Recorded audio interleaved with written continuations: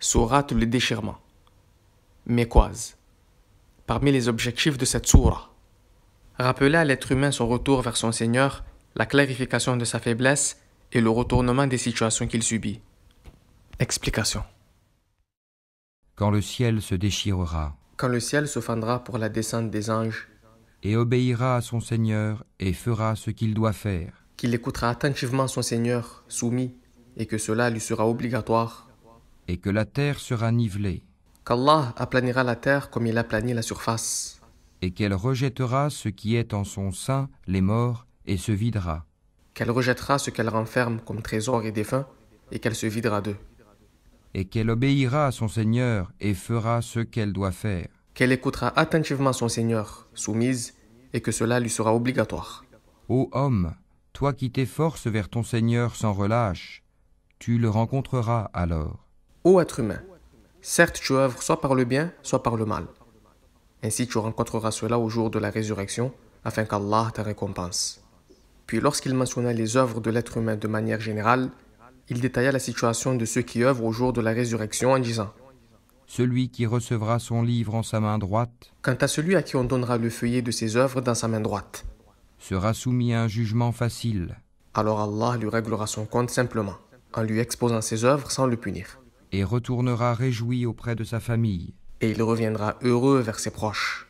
Quant à celui qui recevra son livre derrière son dos, Quant à celui à qui on donnera son livre à sa gauche, de derrière son dos, il invoquera la destruction sur lui-même, alors il appellera à la destruction de sa propre âme, et il brûlera dans un feu ardent, et entrera dans le feu de l'enfer où il subira sa chaleur.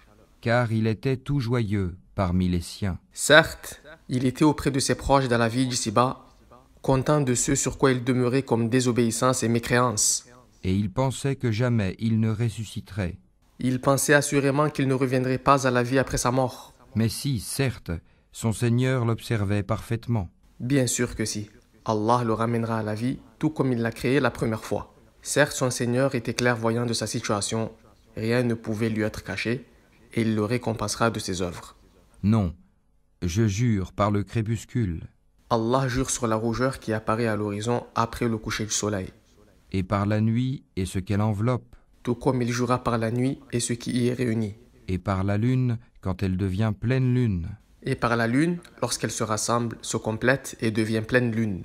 Vous passerez, certes, par des états successifs, Vous traverserez des situations successives, d'une goutte de sperme à un caillot de sang, à un morceau de chair, en passant ensuite par la vie, puis la mort et enfin la résurrection. qu'ont-ils à ne pas croire, Alors, qu'ont ces non-croyants à ne pas croire en Allah et au jour dernier, et à ne pas se prosterner quand le Coran leur est lu? et quand le Coran leur est lu, à ne pas se prosterner pour leur Seigneur.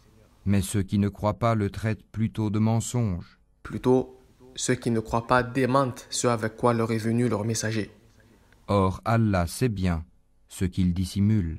Et Allah sait mieux ce que contiennent leurs poitrines. Rien de leurs œuvres ne peut lui être caché.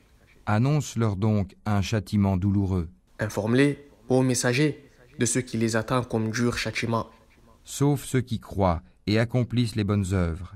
À eux, une récompense jamais interrompue. Excepté ceux qui croient en Allah et font des œuvres pieuses, ils auront une récompense ininterrompue qui est le paradis.